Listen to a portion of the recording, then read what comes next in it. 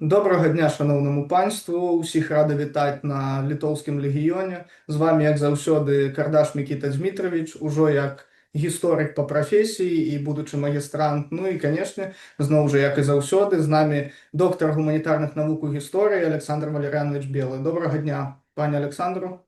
Доброго, шановному вядоўцу і аўдыторыі. Сёння мы абмяркуем некалькі даволі важных пытанняў. Ну і першае пытанне, якое мы б хацелі абмеркаваць, гучыць наступным чынам. Што ў 21 стагоддзі азначае быць славянамоўным літвінам, альбо ў выпадку асобаў, маючых шляхецкія карані, адчуваючых традыцыйную пераемнасць тым пластам насельніцтва, заставацца стара-літвінам? Пану слова. Ну так. Ну, ведаеце, не секрет мой скепсис да, скажем, вот этой лінії, яку называюць старалітвіны. Сам гэты тэрмін з'явіўся ў выніку расколу і канфлікту паміж праектамі адраджэння Літвы, пачынаючы з сярэдзіны 1880-х гадоў, калі, скажем, ну, з'явіўся гэты літоўскамоўны і, ну, умоўна, скажем так, плебейскі, да, праект, які ў выніку прывёў да стварэння сучаснай Літоўскай рэспублікі, якая і сёння існуе і аказвае велізарны ўплыў на, ну, на тое, што ідэя Літвы захавалася, так ці інакш, і на нас таксама яна дзейнічае. І вось гэтых старалітвінаў, які мелі значна вузейшую сацыяльную базу і былі носьбітамі вось таких састарэлых грамадскіх парадкаў. Я вось зараз чытаю кніжку, всім рэкамендую, она выйшла зараз беларускі пераклад, Мельхіора Ваньковіч «Щенячі гады», «Щененцы лята». Это вельмі вядомая, конечно, кніжка ў Польшчы. Ну, там яна не давно вядомая, уже больш за паўстагоддзя. І яна просто, ну, калі читаешь, там просто безліч. Ён піша про гэта так, з іроніяй, самаіроніяй, про вось гэта безліч таких старых феадальных прывілеяў, аж да права першай ночы, якое реальна было, ну, реаліі вось этой, ну, в дадзеным выпадку сярэдні шлях, нават не самай такой, як бы, ну, можа, якраз такі у самых таких магнатаў гэта не было, ну, цяжка сказаць. Але гэта просто сведчанне гэтага чалавека, вось, і тут просто безліч дэталяў, да якой ступені ну, нераўнапраўныя былі стасункі паміж рознымі пластамі насельніцтва ў этой старой феадальнай сістэме. І гэта яшчэ, я скажу, што гэта стан якраз самы канец, апошнія гады 19 года і пачатак 20 стагоддзя, калі ўжо, ну, ва ўсім свеце, здаецца, там адбыліся буржуазныя рэвалюцыі, былыя плебеі атрымалі грамадзянскія палітычныя правы, многія з них паспелі пабудаваць нейкія там паспяховыя кар'еры і так далей. А вось тут просто, ну, хаця ўжо скасаванае прыгоннае права ўжо амаль 40 гадоў, як, ну, там 35 і плюс. І тым не менш, вось феадалізм ва ўсёй сваёй красе, там, ну, як якой-небудзь там, не ведаю, там, Бургундыя 14 стагоддзя, да, вось, ён працягвае дзейнічаць. Я хочу яшчэ раз, я ніколі не лянуюся нагадваць пра верш Сыракомлі 1848 года, напісаны ў разгар весны народаў «Добрыя весці». Ну, ёсць, правда, там спрэчкі наконт аўтарства менавіта Сыракомлі, але нават калі б гэта быў не ён, то, значыць, вось існуе факт, беларускамоўны верш чалавека, ну, блізка да па погляду да Сыракомлі, як мы яго ведаем, які напісаны якраз у разгар у 1848 годзе, які апісваюць трохі ідэалістычную, канешне, але праграму пабудовы усесаслоўнага грамадства, калі там мужик з панам засядуць на лаве, будуць весці раду аб роднай зямлі. І ведаеце што, з аднаго боку гэта до пэўнай ступені ідэалізм, до пэўнай ступені утопія, але маладая Польшча, ну, рух та, вось гэты, які існаваў якраз синхронна з дзяцінствам Мільхоя Ваньковіча, ну, але, правда, у Польшы, да? І, на жаль, він був сполучений з індецей. Він був справедливим, ну, максимально справедливим у плані побудови рівноправних стосунків поміж поляками, шляхтою, поляками, селянами, да, побудови з їх одної громадянської нації. Але при гэтым ён быў немилосердны да моўных, нацыянальных, рэлігійных меншасцяў на прасторах былой Рэчы Паспалітай. Да? Ну, тым не менш, вось рано ці позна даводзіцца народам, які адсталі, вывучыць урокі гісторыі, часам такія, якія, ну, скажем, не былі вывучаны, ну, там, стагоддзі таму. І вось умоўным беларусам, ці там уключаючы вось нас, невялікую групоўку людзей, які называюць сябе там літвінамі, укладаючы гэта зусім не тое, што Ермаловіч там і не тое, чаго баяцца сучасныя літоўцы пераважна. Вось перад намі стаіць задача вывучыць гэтыя урокі. І я думаю, што, ну, напрыклад, у мяне няма шляхецкіх карняў. Мае продкі былі прыгоннымі там лепельскім павеце, ціханавецкіх, прысецкіх, прыгоннымі даўно, там з часоў там, ну, умоўна кажучы, каралевы Бонны, трохі пазней, можа быць, таму што у Падзвінні там валочная памера прыйшла трохі пазней, на пару дзесяцігоддзяў. Тым не менш, я не адчуваю ніякага энтузіазму ў дачыненні да феадальнага ладу, хаця я вельмі актыўна спрабую анімаваць элементы шляхецкай культуры 19 стагоддзя, але прачытваю іх менавіта ў духу саракомлі, як тыя элементы, якія былі неабходныя для пабудовы сучаснай шматсаслоўнай нацыі, а без досведу гістарычнага людзей, якія мелі асабістую вольнасць, грамадзянскія правы, гонар, немагчыма пабудаваць нацыю. Гэта той уклад, які, ну, шляхта мусіла ўнесці у, так бы мовіць, агульнанацыянальны кацёл. І мы ведаем, што былі людзі сярод вось нашай этой літоўскай шляхты, які гатовы былі гэта рабіць і рабілі гэта, які не былі толькі спажыўцамі, толькі прыгнятальнікамі. І ў нас ёсць дастаткова шмат прыкладаў такіх людзей, і мы павінны на іх арыентавацца, але ні ў якім разе мы не... Ведаеце, у нас ёсць красаўцы, якія фактычна, ну, зараз будуюць неофеадальную дзяржаву на новым вітку гісторыі. Як бы гэта такая люстэркавая у дачыненні да Крэўскай уніі, гэта кампенсацыя, так бы мовіць, крэўскай траўмы праваслаўных рускіх людзей. І яны перазапусцілі гісторыю на вялікі новы віток. Фактычна мы ізноў апынуліся па многіх сацыяльных параметрах і грамадскіх у 14 стагоддзі, толькі ўжо як бы з праваслаўным нягайлам, як мроілася як бы вось гэтым нашым свядомым спадарам. Вось. Ну, не ведаю, ці адказаў я на гэта пытанне, можа, нешта трэба удакладніць. Заўважу, пана прозвішча ў шляхецкіх спісах я сустракаў. Ну, гэта номінальна, разумееце. Можа, пан проста не ведае, як бы, тут ж трэба капаць. Ну, я ведаю дакладна, што бліжэйшыя пакаленні былі уніятамі і прыгоннымі у лепельскім павеце, за выключэннем той галіны роду, якая была ввогуле, скажем так, габрэйска, так? Але таксама гэта, ну, назваць прывілеяванымі цяжка, да? Ну, па некаторых там, скажем, ну, прынамсі, былі асабіста вольныя. Можа быць, дарэчы, якби мне моя габрэйская галіна, адчуванне асабістай вольнасці моцна і надае. Ну, гэта цяжка в этом разабрацца. Тут у мяне вось одно пытанне ўзнікла. Што маецца на ўвазе пад всестанавым грамадствам, вось калі пан пра гэта кажа? Гэта што значыць? Сялянаў падцягнуць да ўзроўня паноў, як то зрабілі у выпадку будавання польскай нацыі? Ці паноў спусціць на ўзровень ніжэй, альбо на 2 ўзроўні ніжэй, як то хацеў зрабіць Каліноўскі? Что это значит? Ну, пану не то, что спустили у нас на два, их просто вынищили и выгнали, да? Да. Ну, бо Каліновскі Яны, канкрэтна як бы яго ў галаве это ўкладвалася, што паны павінны быць вот такія як сяляне ў вышыванках, умоўна кажучы, бегаць.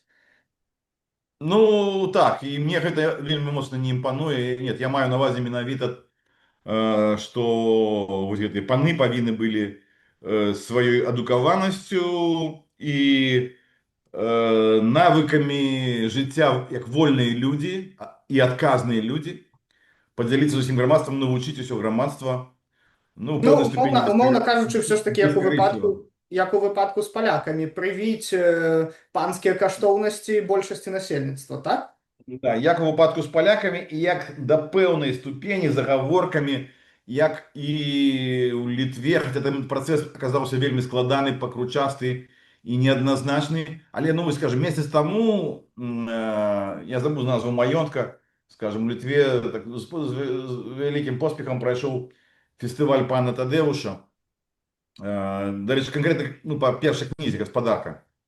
Вось. І з рэканструкцыяй вось менавіта там, ну, класічнай як бы матэрыяльнай культуры гэтага часу і прасторы гэтай славутай эпічнай паэмы, якую адукаваныя літоўцы ўжо нарэшце у значнай колькасці прачыталі і засвоілі да такой ступені, каб рабіць фестывалі. Гэта, канешне, не канкурыруе з баскетболам у Літве па папулярнасці, безумоўна, так?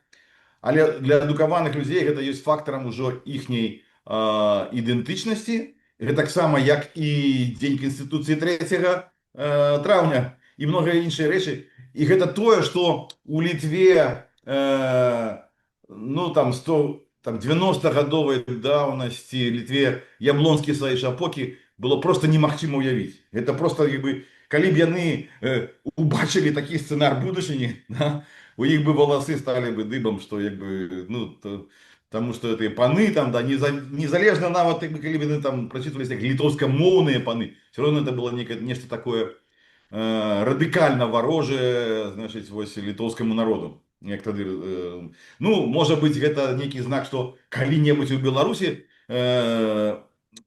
да гэта дорастуць, але просто, разумееце, Літва, ну, канешне, яна зрабіла вялікі адскок в савецкія часы, калі культываванне такіх пластоў культуры было забаронена, але і тады было, ну, там, яшчэ, што можна было Грунвальд, вось, барацьба з крыжакамі, музей чорцікаў, вось такое, да, вось, як бы, віталася, але ні ў якім разе, канешне, не шляхецкая культура, да, як бы.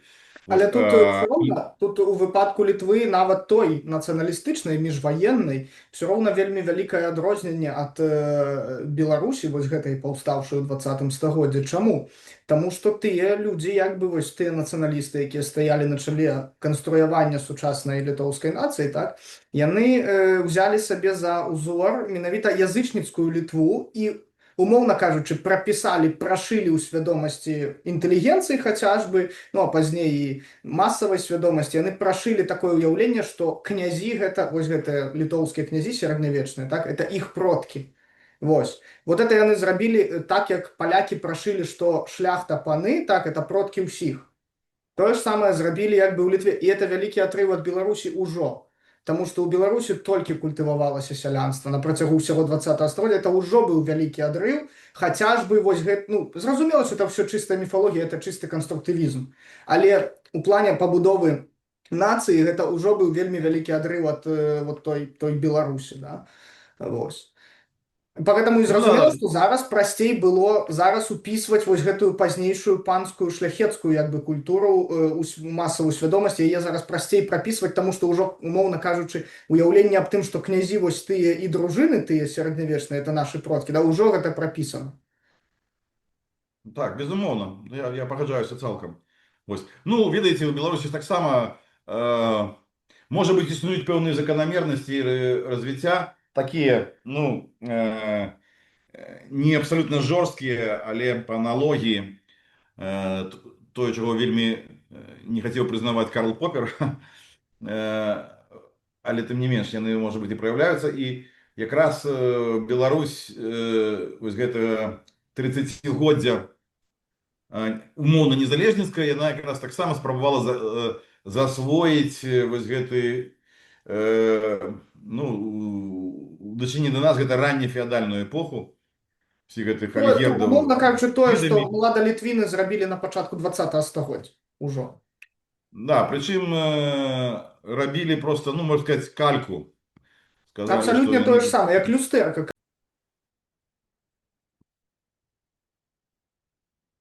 Беларусь гэта люстэрка сучаснай Літвы. Вось у гэтым плане абсалютна. запозненная люстэрка такое, запозненное, Так, крывое. так, Вось. І я б яшчэ сказаў, што ну, руска-праваслаўная, да, вось як бы это так. люстэрка.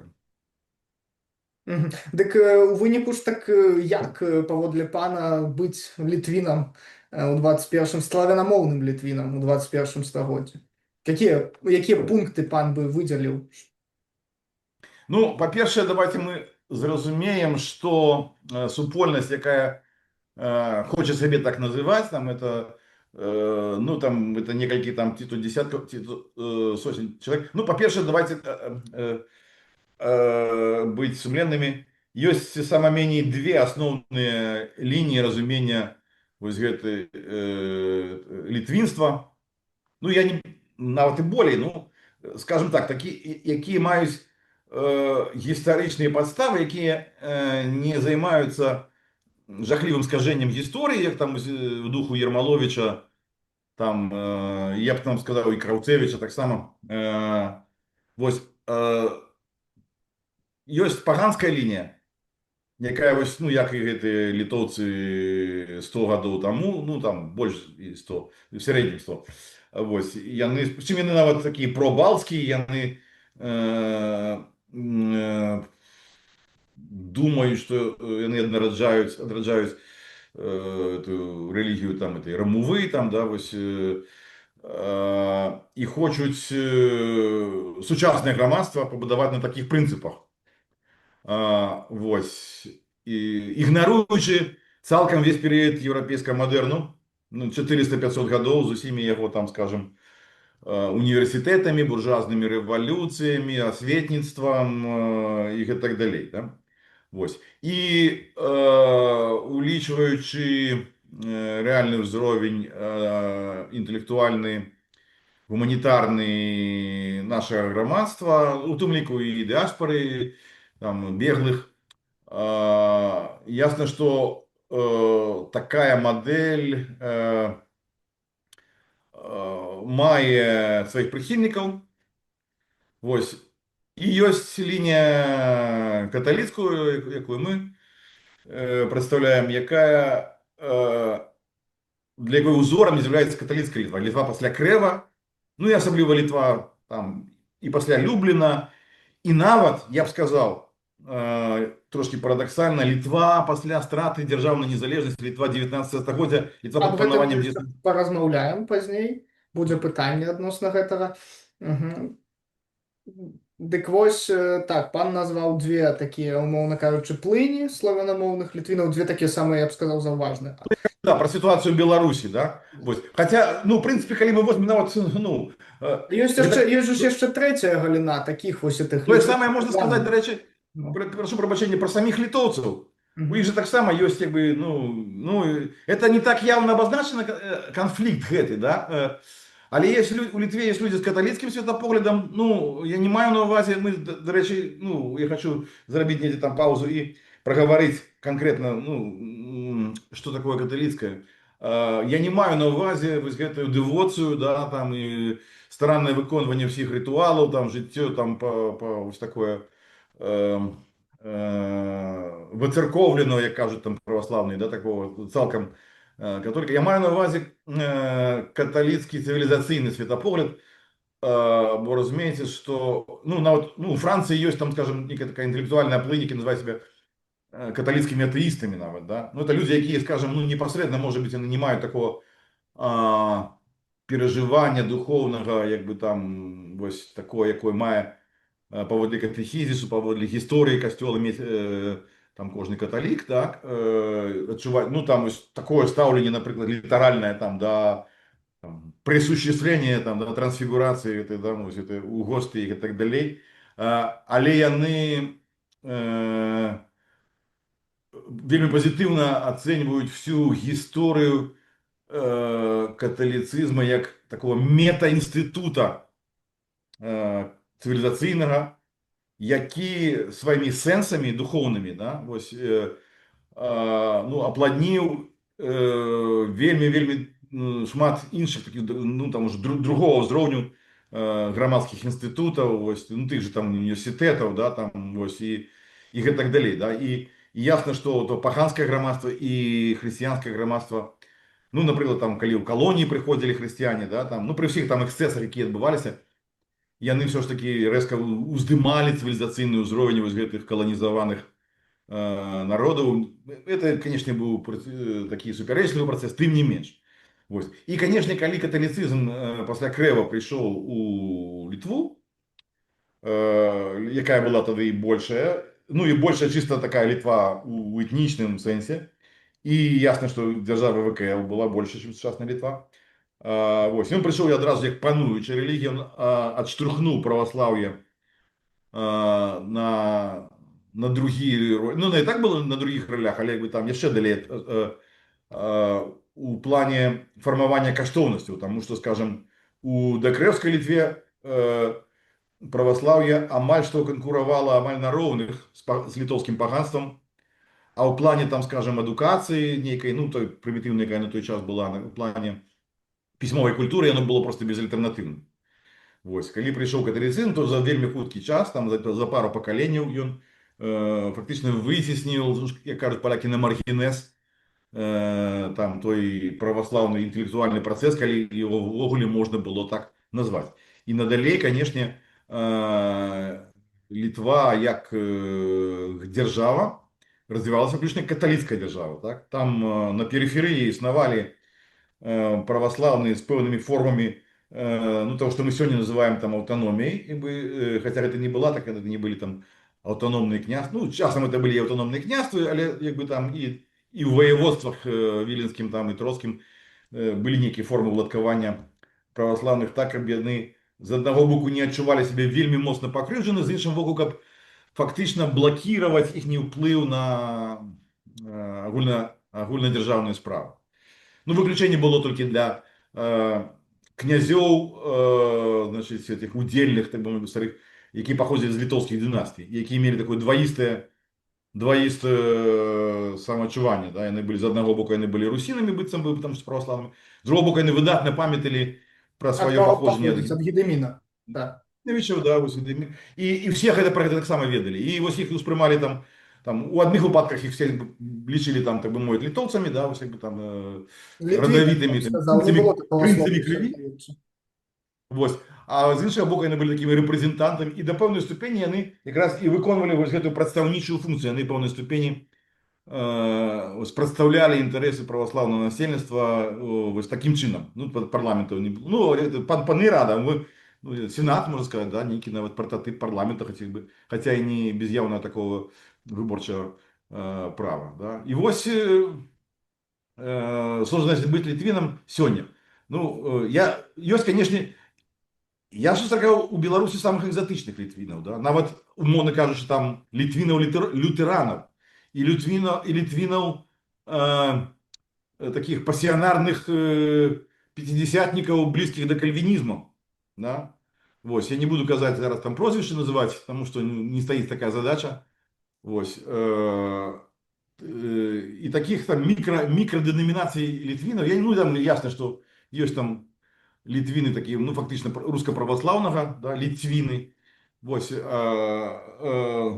ну, гэта все без этих самых. Ну, до речі, про протестантов, калі памятаеце, по Мінску висели там, может, пан не заспеў, там плакаты, скажем, там, з Яном Глібовичем, з Миколаем Радзівілам Чорным, бо яны нават мелі нейкі ўплыў на Мінгарвыканкам пару гадоў, што яны туды ўцёрліся ў давер, і висели эти постеры по всім Мінску з дзеячамі рэфармацыі. Вось, і многія газеты, там сайты перадрукоўвалі іхнія матэрыялы пра тое, што рэфармацыя была залатым векам ВКЛ. Паглядзіце там на пратэстанцкія краіны, на ЗША, там на паўночную Еўропу і гэтак далей. Вось, і это наш страчаны шанс. вот тому, что это злые католики и контрреформация, значит, разгромили вот эту правильную линию, скончился наш золоты век Беларуси и Литвы. Вот, ну, такая была идеология, и нават яна мела у публічним просторы. Ну, вось католики, дальше не порупились про то, как что-то такое зрабіць, да? Вот. Так что, ну, мы кажем про то, все-таки, что мае долгую линию исторической пераемности. И для меня, конечно, самый головный институт, знаковый этой католицкой Литвы, это Віленський университет. Вот. Зразумела. То И бок, все, что... калі падсумоўваць, так, то паводле пана, што значыць сёння быць славянамоўным літвінам? Першае, гэта каталіцкая царква, так, па-другое, панская культура разам з ідэяй усестанавасці, усестанавага грамадства, і трэцяе, 19 стагоддзя, як пан уже сказаў, мы уже об этом зараз паразмаўляем трошачкі пазней. Тут тры Так, пункты. 19 год, як кропка адліку, як кропка, калі развіццё нашай культуры перапынілася. Чаму яно такое важнае? Ну, Потому мы что, паразмаўляем аб гэтым зараз ну, яшчэ. да. Але гэта, значит, ну, я хотел бы больше разгорнуто сказать, конечно, У нас будзе что значит, пытанне адносна гэтага, так. да, бо это, ну, это не, ну, вот тут форм, як можна практыкаваць іх шмат, да. Але пры гэтым я хочу падкрэсліць, што гэта ў любым выпадку это ідэалогія, ну, калі казаць пра Рэспубліку Беларусь, ці там, скажем, эміграцыю з Беларусі вымушаную апошніх 5 гадоў, то гэта ідэалогія і ідэнтычнасць, безумоўна, меншасці. І гэта трэба усведамляць, і я не прадбачу такога, ну, сярод нас ёсць людзі, якія робяць стаўку на адраджэнне уніі, гэта, канешне, ідэя, якая вартая усялякай павагі, тому что, ну, номинально 1839 года большасць насельніцтва, ну, скажем, на территории сучаснай Беларуси, там, ну, ледзь не 2/3, там, да, ну, процентов значно больше за 50, процентов 60, ну трохи не дацягвала до 2/3, это были, ну, грэка-католікі, толькі што яны хіба што не ведалі про гэта, да? Ну, звычайны селянін, ну, не ведаў, што ён грэка-католік, ён, можа, ведаў слова унія, ведаў там практыкі, але ён не ўспрымаў сябе як грэка-католіка, да? Вось. Хаця ён там фактычна прамаўляў апостольскі сімвал веры, там, да, вось, і чуў арганы, да, і многія іншыя элементы, якія прыйшлі ўжо конкретна з каталіцкай літургіі. Тым не менш, паўнавартасна ён сябе католікам не адчуваў, і, на жаль, шляхта Рыма каталіцкая не культывавала такое разуменне. Это потым, калі нават, ну, там, пасля скасавання уніі, калі Міцкевіч пабываў на аўдыенцыі ў Рыме, яму папа кідаў такі дакор: чаму ж вы не баранілі уніі, шляхта былой каталіцкай Літвы? Ну, вось яму не было чаго сказаць, ну, не лічылі гэта настолькі важным, а гэта было, канешне, гранічна важным. І вось, канешне, у такім, ну, трохі фантастычным на сёння, на самой справе мы бачым, як упарта людзі, якія пабылі амаль 200 гадоў у праваславі, як абсалютная большасць з іх супраціўляецца падсвядома этой ідэі вяртання уніі. А так, канешне, гэта было бы значна прасцей казаць пра тое, што многія элементы светапогляду менавіта этой славянскай Літвы было значна прасцей вяртаць у сучаснасць, калі б у нас унія была масавым з'явам. Ну, не то, што нават больш, но хотя бы у нас было, там, скажем так, ну, 200-300 тысяч грэка-католікаў сёння, як за такі дадатковы внёсак да рыма-католікаў, да, то гэта был бы, канешне, істотны вельмі фактар цывілізацыйных пераменаў. Ну, але я пакуль гэта не магу уявіць. У такім выпадку назову ад сябе, што значыць быць славянамоўным літвінам сёння, як я кажу, у выпадках асобаў, якія маюць шляхецкія карані, і стара літвінам заставацца, так? Я гэтыя тэзісы, асноўную іх колькасць змясціў у сваёй брашуры, выдадзенай пад псеўданімам Вальдэмара Буткевіча, якая так і называецца «Як застацца старалітвінам у 21 стагоддзі». Ну, першае, што я б хацеў адзначыць, это самае істотнае.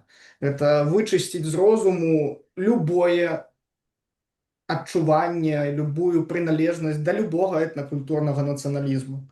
як і атаясамліванне сябе з любым з сучасных народаў, іх уяўленнямі аб гісторыі, стэрэатыпамі псіхалогіі, спосабам мыслення. Сучасныя балтамоўныя літвіны, якіх называюць літоўцамі з маскоўскай рукі, беларусы і палякі ў пэўным сэнсе ўсё яшчэ застаюцца нашымі пабрацімамі, але на вялікі жаль яны не мы. І тое пераканаўча давяла перамога іх нацыяналізмаў у мінулым стагоддзі, спрычыніўшыся да смерці ідэі адраджэння Вялікага княства Літоўскага. Другое. Ні сучасная Літва, ні Беларусь у маім уяўленні для любога славянамоўнага літвіна ці стара літвіна сённяшняга не можа з'яўляцца, успрымацца ў якасці айчыны. Таму што калі мы працягваем тую традыцыю 19-го, нават 20-го стагоддзя тых славянамоўных літвінаў, то для іх існавала толькі адзіная айчына. Вялікае княства Літоўскае, злучанае ўняй з каронай польскай. Вось. Ну і наступны момант, я б сказаў, што яшчэ дадае ў разуменне, што значыць быць літвінам, старалітвінам, як хто, каму што прыемней. Неабходна адбудоўваць унутры сябе і унутры сям'і традыцыю, у каго яна яшчэ трошкі даляцела, можа, праз польскасць, вось гэту такую дробна-шляхецкую, так, то дабудоўваць таго, што тое, што страцілася за 20-е стагоддзя, у каго яе не было, то проста яе збудаваць унутры сябе. А праз што? Праз знаёмства са спосабам мыслення тых самых паноў літвінаў, у чым сур'ёзней за ўсё дапаможа літаратура, гісторыя, музыка і выяўленчае мастацтва, з'явіўшыся іх стараннямі ў 19-20 стагоддзях. Размова ідзе пра стварэнні наступных асобаў: Вінцэнта Дмахоўскага, Яна Чачота, Валенція Ваньковіча, Адама Міцкевіча, Владыслава Сыракомлі, Тэадора Нарбута, Юзафа Крашэўскага, Ігнацыя Ходзькі, Аляксандра Ходзькі, Станіслава Манюшкі, Казіміра Альхімовіча, Элізы Ажэшкі, Мечслава Карловіча, Канстанцыі Скірмунд, Юзафа Мацкевіча, Северына Сапегі, Чэслава Мілаша ды многіх іншых. Ну, як бы вось гэта я б выдзеліў такія моманты. То бок, Я со списом имен, списом имен у меня выкликает эту повагу, и я у своих, ну, скажем так, для меня такие лейтмотив моей деятельности апошніх гадоў, ці нават там, может, полутора десятигоддзяў, если так, гэта якраз вяртанне элементаў светапогляду якраз пералічаных людзей у такіх рэчаў, як музыка, я просто не музыказнаўца, і я, напрыклад, але я займаўся, скажем, спробай стварэння грамадскага культу Манюшкі ў Мінску, да, як менавіта гарадскога героя, там і быў адным з ініцыятарам збору подпісаў за помнік Манюшку, які ў выніку паўстаў, правда, парны з Дунем Марцінкевічам, але это таксама не кепска. Вось. І такіх рэчаў просто вось, як зельніцтва, як гастранамія, як паляўнічая культура, да, вось тое все, што з таким тотальна сялянска-этнаграфічным поглядам на нашу гісторыю і на сутнасць нашай краіны было адкінута просто, так, і што абсалютная большасць людзей невядома, ці нават выклікае ў іх такі варожы рэфлекс, да, якім яны выхаваны, і які вельмі нелёгка пераадолець. Вось. Але, я при этом хочу сказать, что мы все живем у свеце там цяперашніх ўжо рэспублік, да. Правда, Беларусь, конечно, фальшивая республика, и она ніколі республикой не была, хотя она так называется, и там мимикруя под республику. А вось Польша и Литва это реальные республики все ж таки, да. Вось. Я так само республиканец паводле сваіх перакананняў. Я не ставлю себе задачи адрадзіць ВКЛ. Я гляджу на сучасныя межы. Скажем так, мы, магчыма, стаім, як паказвае досвед Украіны, перад пагрозай гвалтоўнага перакрою межаў маштабнага, так? Таму што міжнароднае права перастала дзейнічаць, а АНГ збанкрутавала фактычна, да, там і все астатнія механізмы калектыўнай бяспекі. Вось. Але тым не менш, не нам быць ініцыятарамі крывавага перадзелу межаў, і таму там пакуль не будзе іншых, скажем так, уводных, прапаную всем в этом аспекте заставаться, скажем так, лояльным громадянином Республики Беларусь у тым, что датычыць яе тэрытарыяльнай цэласнасці і тэрытарыяльнай цэласнасці суседніх і любых іншых дзяржаў, так? Але внутры беларускага грамадзянства культываваць культурную, гістарычную і, я б нават сказаў, нацыянальную, я не адмаўляўся бы ад акрэслення нацыянальнасці, ідэнтычнасць вельмі істотна адрозную ад тых канонаў, якія, ну, беларуская ідэя у двух кшталтаў. Спачатку заходнеруская царская, а потым вось гэтая народніцкая марксістская, пачатку 20 стагоддзя,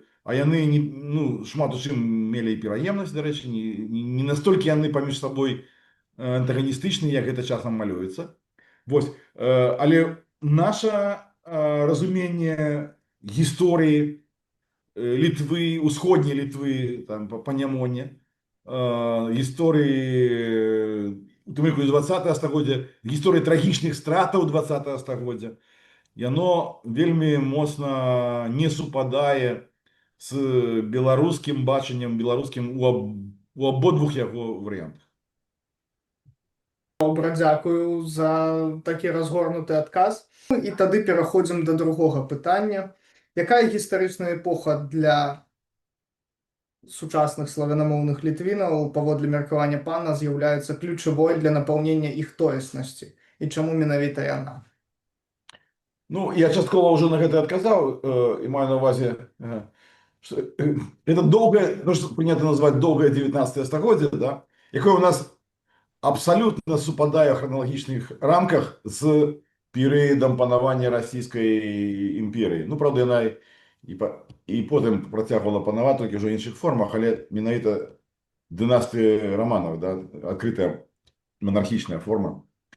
І чаму менавіта так? Ну, не таму, што я фанат гэтай імперыі, не таму, што я лічу, што як добра, што яна панавала, але просто у пэўнай ступені просто мы ўвайшлі у такі у развіты еўрапейскі мадэрн, у эпоху вось гэтых там буржуазна-дэмакратычных рэвалюцый, у эпоху імклівага навукова-тэхнічнага прагрэсу і сацыяльнага, да, у эпоху фармавання сучасных нацый і іх міфаў, якія, ну, радыкальна адрозныя ад сярэднявечных міфаў і там ці там антычных міфаў. Вось, менавіта вось у гэты перыяд. І калі мы паглядзім, скажем, на 1830-е гады, ну, на сярэдзіну 1830-х гадоў, то, ну, вось 1835 год, калі выйшаў першы том Нарбута «Гісторыя літоўскага народа», у тым самым годзе напісана было в Фінляндыі Калівала і выдадзена, да? Вось. І калі мы паглядзім на працэсы, якія адбываліся ў той жа час там, у Чэхіі, у Нарвегіі, у Словакіі, у Венгрыі, вось, у многіх, значыць, сучасных еўрапейскіх нацый, якія тады не мелі дзяржаўнасці, але пачыналі фармаваць нацыянальныя пачуцці, пачыналі фармаваць нацыянальныя міфы, якія бы адрасаваліся не толькі вось пануючым станам, якія, ну, як, дарэчы, яны аказаліся ў большасці выпадкаў якраз такімі не зусім пануючымі, но яны былі ўключаны, можа быць, у імперскія адпаведныя структуры, там, да, ну, там, сваіх гэтых сюзерэнаў, але яны адчувалі сябе прыгнечанымі ў гэтых, там, у Габсбургскай імперіі, у Расійскай імперіі, у пэўнай ступені, можна сказаць, пра Асманскую імперію, там, да, вось, і пра такія дзяржавы, там, як, скажем, это, скажем, Шведска-Норвежская унія і так далей. Вось. І яны імкнуліся пашырыць сацыяльную базу за кошт сялянаў, знаеш, ступені таксама і гараджанаў. Вось. У пэўным сэнсе гэта шмат што тут перагукалася, канешне, з тым, што зрабіла французская рэвалюцыя у канцы 18 стагоддзя, але былі і новыя рысы, да, вось это як бы і такая літаратурная і мастацкая плынь, як романтызм, ну, дарэчы, якраз калі мы кажам пра ідэалізацыю паганскага мінулага, то это не чыста такая літоўская беларуская рыса, яна якраз характэрна, ідэалізацыя дахрысціянскага мінулага і архаічнасці. яна романтызму ўвогуле значыць уласцівая.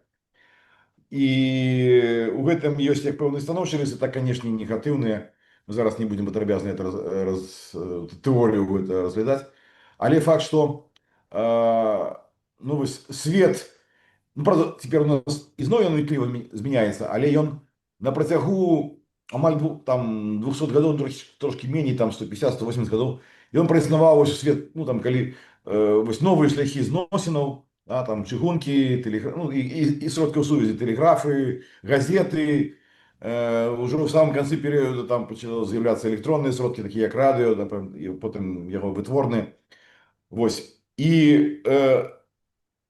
у першыя дзесяцігоддзі гэтага працэсу літвіны пад такой назвай менавіта, літвіны католікі і пераважна славянамоўныя католікі якраз было Вялікае княства літоўскага, хаця яны сябе ад балтамоўных на той момант не аддзялялі. Яны ўспрымалі сябе адзіным народам, і прыкладна такім же самым чынам, як, ну, скажем так, англамоўныя ці там, ну, англо-шотландскамоўныя жыхары Лоўленда, нізінаў шотландскіх, успрымалі сябе адным народам з гельскамоўнымі горцамі, і наадварот. Бо там же не было такого подела, что вось гельские, это, скажем, это один народ, да, а вось гэта низинные англомовные, это другие. Да. Одна история, одна историчная мифология, хотя там, ну, был сентимент до гэтай уже миноритарной мовы, и такі самы сентимент до литовской мовы, як до миноритарной, мелі все вось гэтыя наши духовные продки, якіх пан доўгі спіс перелічыў. Ну, амаль все. Вось. А Крашеўскі дык ввогуле там, ну, калі там казаць пра Крашеўскага, выдзяляць яго, то ён просто, што называецца, быў максімальна, значит, прыхільны да літоўскай мовы настроены. Вось. І вось гэты перыяд. Чаму? Таму што беларускі нацыяналізм звяртаецца да гісторыі Літвы і Вялікае княства літоўскага як феадальнай архаічнай дзяржавы, нават ранне феадальнай, з гэтымі некие там ці то рыцары, ці то ў нейкіх звярыных скурах бегаюць некія у духу гульні тронаў ці ведзьмака. Значыць, вось гэта такі якраз, ну, дарэчы, ну, вельмі імпануе сучаснаму спажыўцу архетип, такое размытая квазі сярэднявечная мінулшчына, незразумела якого стагоддзя, там, ну, в нашым выпадку 14-го. Значит, дзіда, що такое, якби там ніяких правілаў, да, вось як бы там, ну, сучасны чалавек, як бы масава, ён, ну, адчувае сябе уже на сённяшні момант істотна прыгнечаным, да, і вось ён падсвядома думае, што вось нейкая там вялікая калатнеча, там, да, вялікія там крывапраліцці магло б гіпатэтычна палепшыць ягоны стан, там, духу байцоўскага клуба, там, ці што такое. Вось, але кажу, што гэта цывілізаваныя часы, да, вось, з аднаго боку. А з другого боку, яны былі у нас развіццё цывілізацыі самастойныя, вось гэтых сваіх там літаратурных герояў, там оперы, там, значит, іншых там прыкметаў нацыянальнай кухні, нацыянальных напояў і гэтак далей, нацыянальных звычаяў, якія менавіта як літвінскі пачалі афармляцца вось у гэтыя 30-годдзі паміж паўстаннем менавіта. Штось, дарэчы, 30 гадоў было этой беларускай незалежнасці, там, ну, такой у найбольшых таких формах адліжных, да, там было адпушчана до 20-го года. Вось. І прыкладна такой ж працяг мела тая эпоха, і даволі шмат было сфармавана вобразаў і міфаў літоўскай дзяржаўнасці, многія з якіх, калі не большасць, пазней былі перакладзены на літоўскую мову і былі у той ці іншай ступені выкарыстаны все ж таки не толькі паганства. Паганство таксама, потому что паганство, мода на паганство і была зададзеная ў гэтую эпоху, да, менавіта. І нават наши все эти герои, ну, Міцкевіч у большай ступені, там, Сыракомля ў меншай ступені, Тиманюшка, але яны прычыніліся да вось гэта. А Крашеўскі дык ввогуле на всю галаву, можна сказаць, паганец. Вось. Так, сёння адзін з самых знакамітых яго раманаў на нашай прасторы гэта Кунігас. Ну да, і сівая басня, там, это, ну, і іншыя. Вось. Вось. А ўжо канкрэтна яго праца Літва, там, это, да, не литературная, а не навуковая праца, то там конкретно просто это апологія это літоўскага паганства. Вось. Хотя и на польской мове. Ну, летась переклали толстенную таміну эту на літоўскую таксама. Вось. Дык вось, што хочу сказаць, што гэта было гвалтоўна перапынена.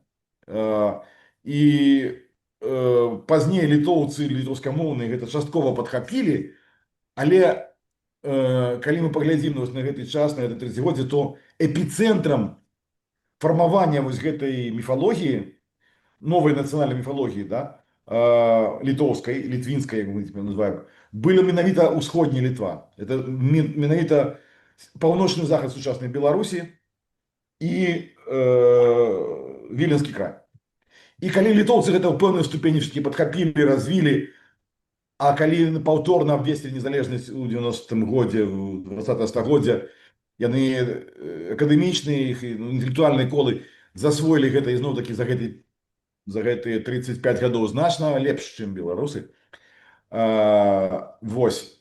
А у нас весь гэты час, спачатку Расійская імперія, потым Савецкі Саюз, а цяпер і квазінезалежная Рэспубліка Беларусь стараюцца максімальна придушить память про, ну, скажем, хотя бы у аспекте региональном. Ну, просто не признается там ніякими этими марзулюками, латышонками и іншими. И тут, до речі, нема розницы абсолютно, Крауцевичами, абсолютно нема розницы ніякой. Ці гэта открытый лукашист, ці гэта свядома-спадарскі гісторык, ці гэта нейкі перабежчык там з одного лагера ў другі, там, да, бо некаторыя людзі бегаюць туды-сюды. Так, тут дадам трошечки, што професор Краўцевіч вельмі рэзка ацэньвае ўвогуле любых палона літвінаў шляхетных 19 стагоддзя, ён іх абвінавачвае ва ўсіх грахах, што яны не былі з народам, туды-сюды і таму падобнае.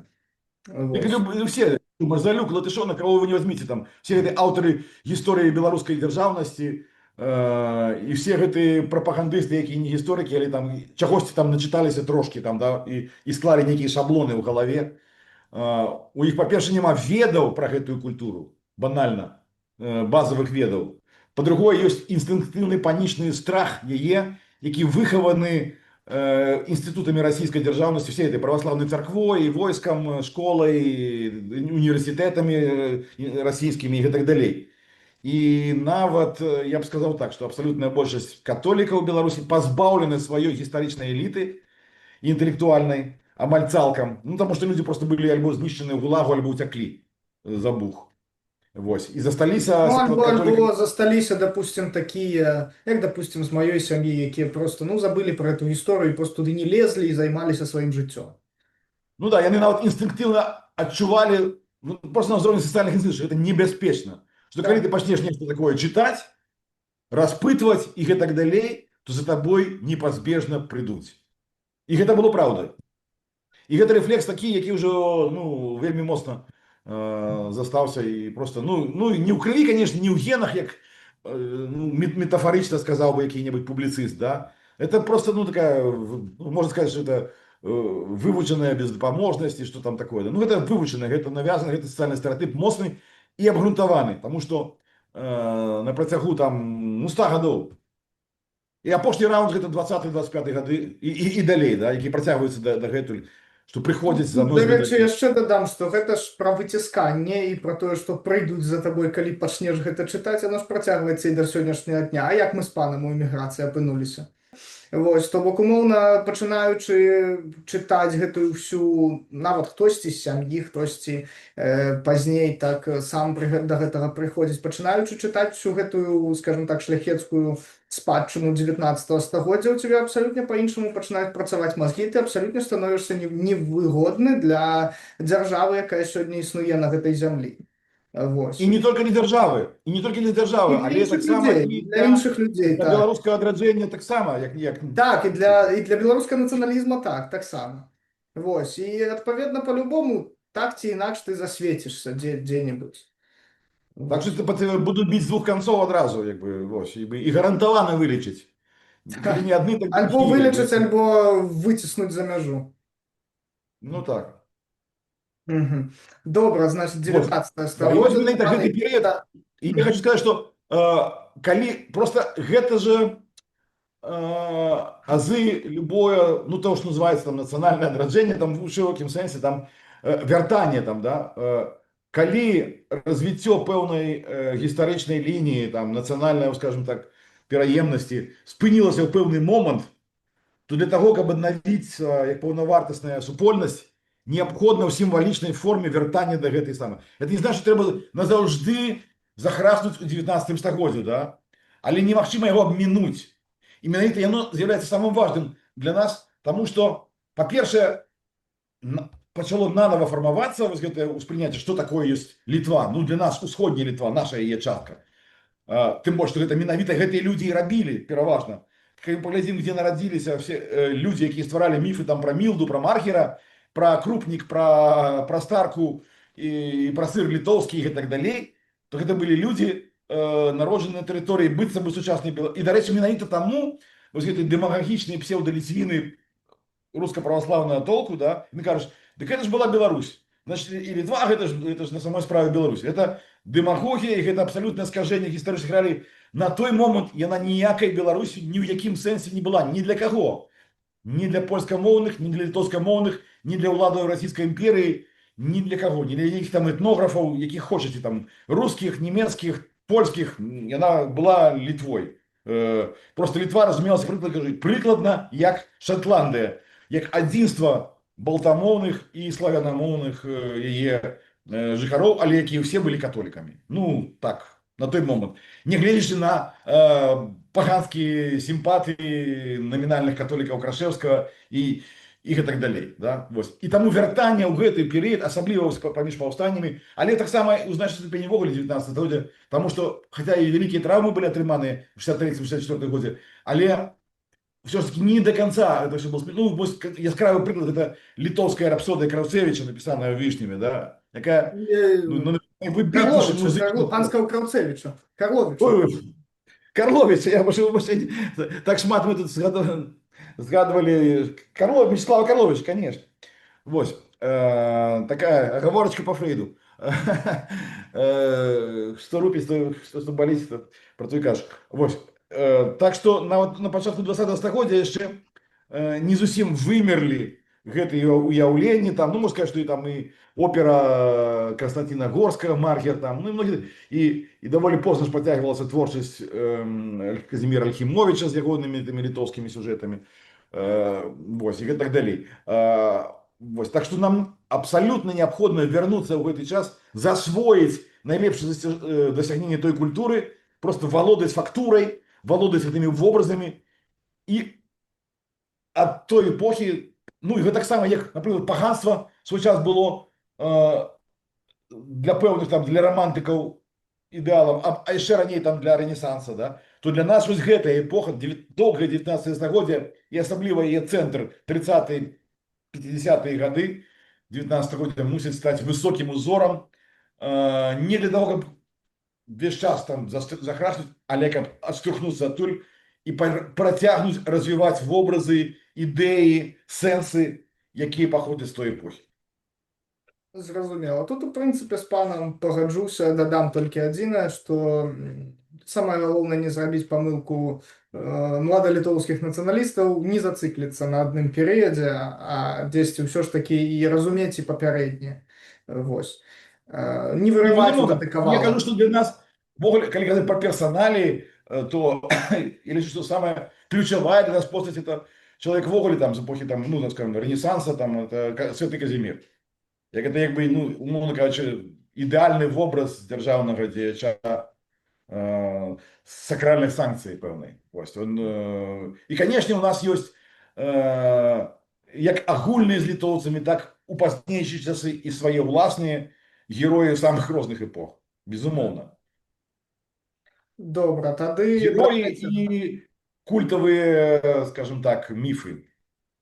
Артефакти і так далі. Тады да трэцяга пытання. Разумеючы ўсё вышэй адзначанае, што з усім тым неабходна рабіць і якія дзеянні неабходна прадпрымаць?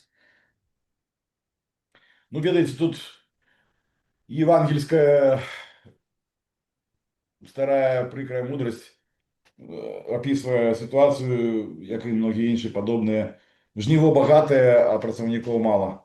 Это самая вялікая наша праблема, таму што, скажем, рабіць у сэнсе засваення гэтай культуры, просто нам, скажем так, пераклады наших класікаў, іх папулярызацыя, стварэнне на іх аснове розных сучасных інтэрпрэтацый. Ну, вось я літаральна ў сябе там, ну, за апошні тыдзень посціў у Фейсбуку і ў тэлеграм-канале некалькі прыкладаў, як сучасныя палякі нанова пераадкрываюць для сябе, ну, чарговае пакаленне спадчыну Чачота, Манюшкі, Міцкевіча, да, ну, скажем, многие вот гэтыя песни и романсы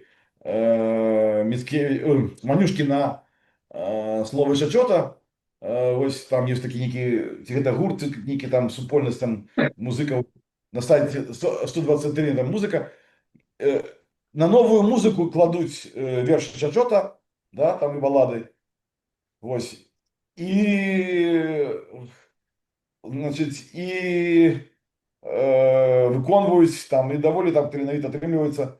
Ну, здавалася б, такі там, ну, і гэта не штучны інтэлект, дарэчы. Вось, здавалася б, столькі ўжо іншых прынадаў у людзей сучасных гэтых лічбовых і кліпава думаючых, а вось чамусьці ім цікавы Чачот, да? Вось самы, дарэчы, беларускамоўны з усіх гэтых філаматаў, філарэтаў, да, які якраз менавіта гэтую беларускамоўнасць, там, ці там, ну, можна інакш гэта называў, прыўнёс у гэтую філаматскую, філарэцкую асяроддзе. І нам, канешне, патрэбны свой Чачот, нам патрэбны свой Манюшка, свой Міцкевіч, да? Не польскі, але ў тым ліку і не беларускі, таму што тое, што беларусы напісалі пра гэта, это просто жах. Разумееце, яны ўсіх у пракруставы ложак укладаюць, абрубаюць галаву, ногі, і з усіх робяць некае там, што толькі і пісаў там пра гаротны лёс селяніна, хацеў там сам эту всю шляхту, уключаючы самім сабой, там павынішчыць, там, да, і зусім не быў носьбітам всей этой старой універсітэцкай культуры, увогуле, не толькі там этой польскамоўнай, там, не толькі этой каталіцкай, але ўвогуле вялікай еўрапейскай культурнай традыцыі, да, вось, якая з Рымскай імперіі яшчэ ідзе, там, і праз все, праз эпоху хрысціянства і так далей. Вот. І у нас нема своих интерпретаций, ну, просто банально нема биографии, нормальной биографии Міцкевича, написанной з мясцовой перспективы, там, да, и всех остальных, там, Манюшка, там, ну, кого-нибудь. Есть в легчым выпадку такие, видите, на уровне студэнцкіх рэфератаў, на уровне там вот этой курсовой працы. То есть все, что написали там некие там беларускія літаратуразнаўцы, там, ну, а я ведаю, што ёсць і лепшыя тэксты, в прынцыпе, але яны не апублікаваныя, таму што ў Беларусі няма умоў для публікацыі такіх тэкстаў і для іх там далейшага развіцця. Таму што, ну, пераважна ж тэксты нараджаюцца ў нашых умовах. У нас амаль няма папулярнага жанру, навукова-папулярнага гістарычнага жанру ўвогуле, амаль што. І таму кнігі пераважна выходзяць такія дысертацыйныя, да, магістэркі і кандыдацкія, доктарскія, яны нават структуру захоўваюць такую, да, вось гэтую дысертацыйную, якая не вельмі цікавая сучаснаму чытачу. Але і, ну, вось такі, які б за свой, вось такого нон-фікшн нормального у нас няма. Ну, і это вось, адпаведна, што колькасць рэчаў, якія нам патрэбныя, ну, у гэтым сэнсе беларускі там нацыяналізм, ну, пан крытыкуе ўвогуле нацыяналізм, але паглядзіце, яны прынамсі вось гэту працу з масамі, так бы мовіць, это абавязковы элемент. Немагчыма зачыніцца ў вежы з Косці Сланёвай і ніяк не працаваць з масавай публікай, не выхоўваць яе, в тым ліку праз высокія ўзоры. Это ж не абавязкова, што масавая... Я прошу заварыць, я сказаў абстрагавацца ад любых сучасных нацыяналізмаў. Калі народзіцца нейкі нацыяналізм умоўна ўсходне-літоўскі, так, на тэрыторыі ад Гародні да Менска, то я пазбаў гэта ўсё, а? Да, пазбягаў бы вызначэння нацыяналізм, там праз все тыя, ну, але сутнасна, як бы гэта нешта такое, нацыянальны рух. Умоўна, я кажу, але я сучасна кажу, што абстрагавацца ад беларускага, ад польскага, ад вот этого млада-літоўскага нацыяналізмаў, таму што, ну, это як бы явно не нашыя гульні. Вось. Дык вось, скажем, ну, розныя фэсты, міні-фэсты, там, да, самые там, ну, перш за все, привязанные до календарных дат, які натуральные для, скажем, для нашего календару, там, ну, той же, там, скажем, это, и свои казюки, да, там, некие мясцовые, там, неким, выбрали бы некое местечко, ну, хай на сьогоднішній день, ну, от Польська, или зробили б його центром, там, не ведаю, супрості, я кажу умовно, я фантазирую, і зробили б його там центром спадка, ці Познань навіть, да, але виступати там з неким своїм, ну, со своим там лотком сувенирным, со своим там фольклорным гуртом и так далее, ті там Маті Божої Зельної, ті, ну, безліч таких, да, и фесты, и музыка, и я ведаю некальких композиторов, ну, розных, ад аматарскага да професійного, паўпрафесійнага узроўню, які себе называют літвінамі, да, але ніхто з іх э, не піша в адкрытую твораў, ну, так як гэта рабілі вось гэты, скажем так, ну, і Манюшка, а потым там уже значна пазней трошки Карлович, хотя ён не так шмат у гэтым інтэнцыі напісаў, там, і ці Константин Горскі, ну, ці многія іншыя кампазітары там 19 годзе. Ну, мастакі, вядома, што там і Ельхімович, і Дмухоўскі на пэўным этапе, Дмухоўскі у 50-е гады быў просто іконай стылю для літвінаў, маляваў асноўным Валенцій сюжэты. Ванькович тут заўважу, глядзеў творы Валенція Ваньковича, але там бачу так пераважна партрэты, а потым не, у Францыі ў касцёле знайшоў яго твор, ікону Маці Божай Вострабрамскай, але што важна, зверху герб Рэчы Паспалітай. Ну, то бок Ну так, літоўскі і польскі разам злучаны. Так ну што так. як бы адзначыўся чалавек, што ён быў канкрэтна вось гэтых ідэяў. У нас вельмі мала людзей свядома працуе на гэтую традыцыю, баяцца, папросту баяцца выступіць, баяцца наразіць на негатыўную рэакцыю беларусаў, і прычым я кажу, што беларусаў абодвух асноўных гатункаў, як лукашыстаў, так і свядомых спадароў. Таму што, як бы, ну, ведаеце, што над чым будавалася ў свой час ідэя еднасці беларусаў, католікаў, праваслаўных? На тым, ну, ці ж на сялянскім зоне, што яны апелявалі да сялянаў, казалі, што слухай, ну вось ты жывеш у вёсачцы, значыць, і твой там сусед праваслаўны, католік, таксама вёсачцы, і у вас одна і тая ж бульбачка расце на палетках, і адны і тыя ж парсючкі у хлеўчуках рохкаюць, да? Што вам дзяліць?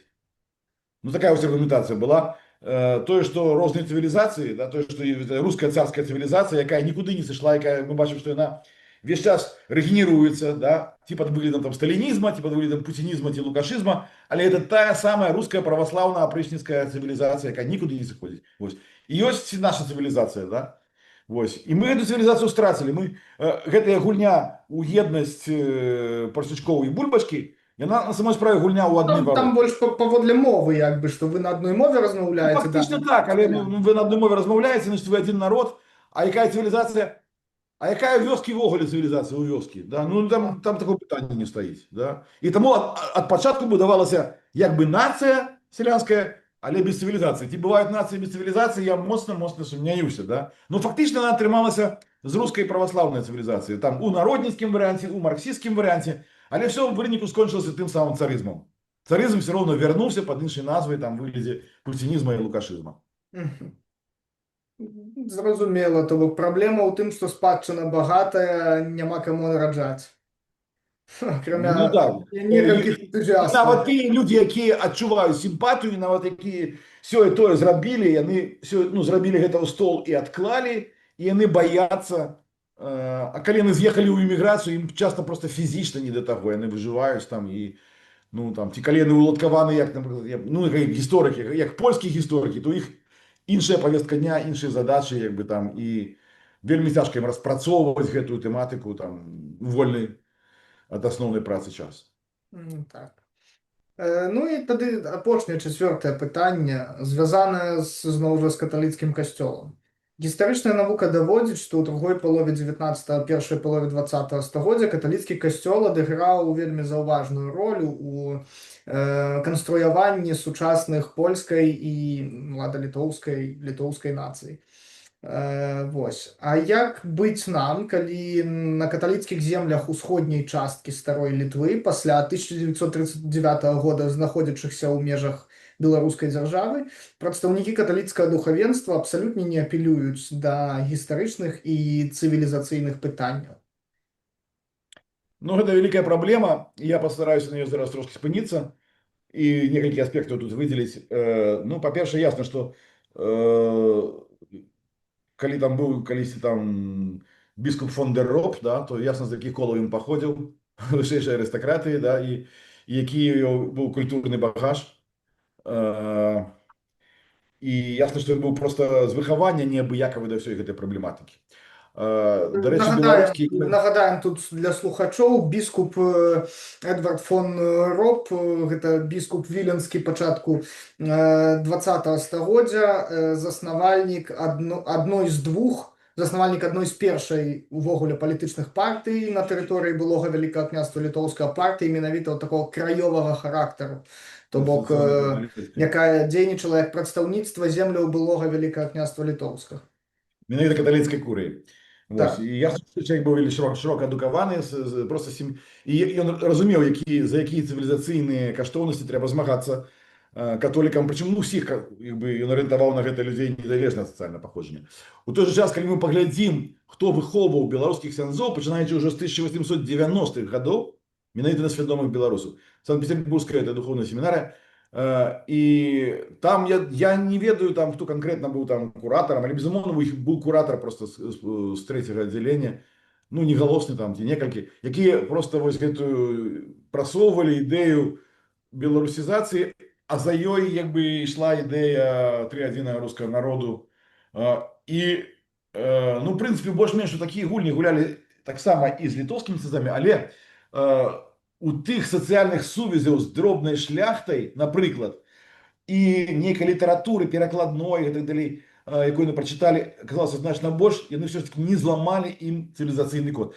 Я думаю, што беларускім ксяндзам зламалі яго, таму што яны выходзілі, пераважна былі выхадцамі з неадукаваных сялянскіх сем'яў, яны не мелі гэтае цывілізацыйнае заплечча, у іх была ілюзія, што Россия – это такая самая цивилизованная краина, ну это же так званый срэбны век, да, русской культуры. Это иллюзии были не только, до речи, по всем свете, да, ну что, давалось, что Россия так хутко развивается, и там разные там химики, там всякие там Бутлеровы, Менделеевы, там, и Столетовые, ну, физики, и композиторы там и так далее, что, хотя это было развитие вельми павярхоўна, толькі ему фактычна было засяроджана в 2 сталіцах. Ну, есть такая оценка, что, ну, умовно кажучи, 5 миллионов, тогочасно там 150 там, миллионов насельніцтва Российской империи, сярод якіх были, конечно, там и разные киргизско-сацкие орды и так далее, что, ну, умовно до европейцев можно было отнести каля 5 миллионов человек.